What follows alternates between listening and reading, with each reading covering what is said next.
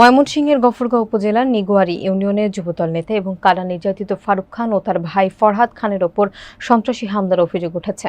গত ২১ মে রাত ১০টার দিকে পাথলাসী বাজারে আক্তারুজ্জামান বাচ্চুর অনুসারী ফারুক খানের ওপর রিপন মাস্টারের নেতৃত্বে অতর্কিত হামলা চালানো হয়।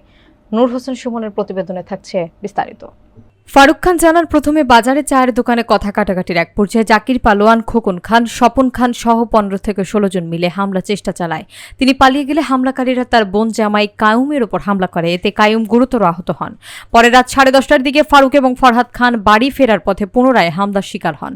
রিপন মাস্টার, খোকন খান, লিটন খান সহ সশস্ত্র দুর্বৃত্তরা তাদের কুপিয়ে এবং পিটিয়ে গুরুতর জখম করে।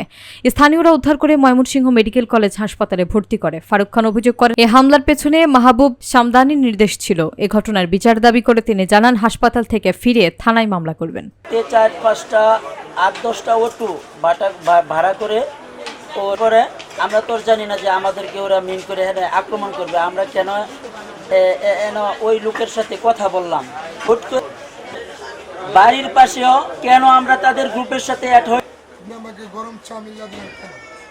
ও তুই এদেশের সন্ত্রাস না, আমি সন্ত্রাস না।